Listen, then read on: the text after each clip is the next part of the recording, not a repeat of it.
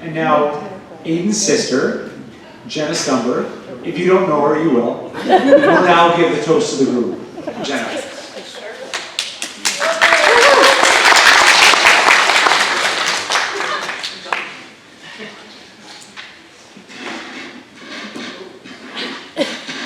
Hopefully that stays. Hello, everybody. Yes, I'm Aidan's little sister, Jenna. And growing up with Aidan was the most frustrating and annoying experience because he just never got in trouble. Quite literally, every single argument or disagreement that we had as kids, I was to blame. And it's taken a lot of self-reflection to get to that conclusion. But anybody who knows Aidan knows that he is the most calm, peaceful, level-headed person. And anybody who knows me knows that I am none of those things. And that theme came to light quite a few times in our childhood. But the first was always around Christmas time. And every Christmas, our mom would buy us chocolate advent calendars. And every Christmas, for too many Christmases, I would wake up and eat my daily chocolate, and then also proceed to eat Aidan's daily chocolate. And some years were better than others, and I'd just have the one. But other years I would do a full 24-day clean out before he even had a chance to have one. And this didn't even bother Aidan that much, because that's just the kind of person Aidan is. This theme also showed itself when we played mini sticks.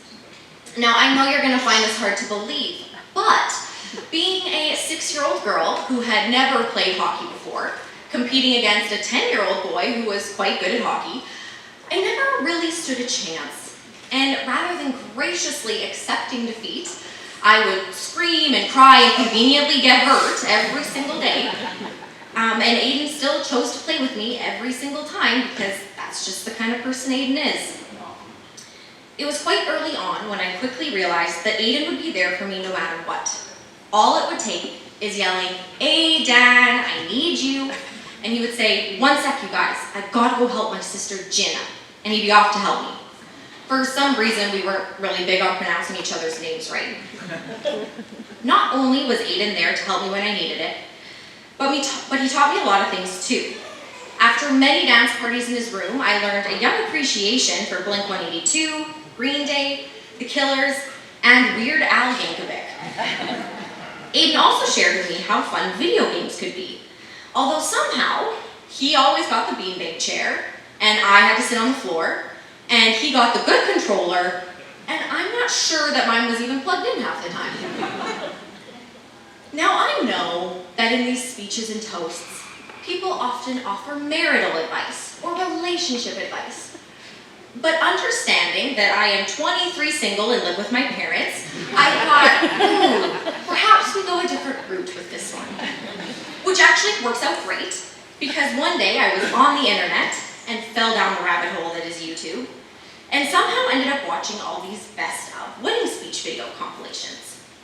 And what I noticed was that a lot of them somehow incorporated singing or dancing. And although I could do that, because of my extensive musical theater history, I thought, what time is there better than my brother's wedding to pursue my lifelong dream of being a rapper?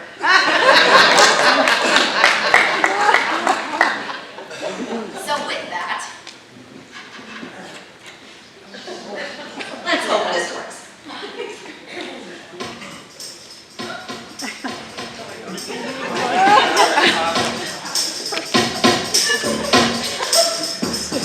Now this is a story all about how the bride and groom's lives turned upside down, and I'd like to take a minute, so sit right there and I'll tell you how Aidan married Tayler.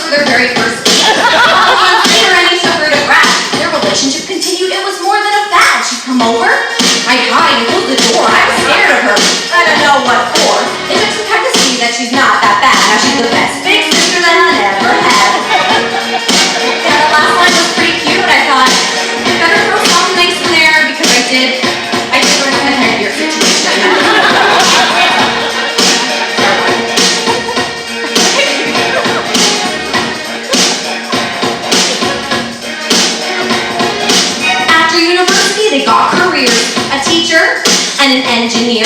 Next up they wanted real estate, and April 16th was possession date.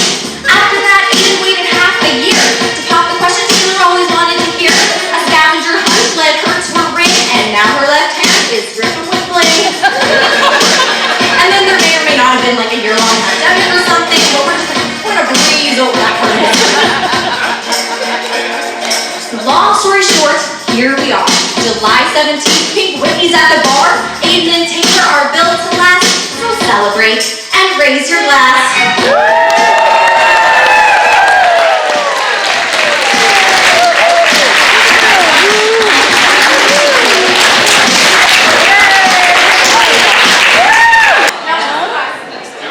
And I was about to do some NWA, so that would have been really awkward. So, Jenna, I'm glad I get to follow that up, thank you. So, luckily for me, the next part of the program is just to say, it's time for dessert. So after twice scolding everyone not to go near the table, you can now go to the table, have dessert, have coffee, have tea. And again, thank you for all the speeches, everybody.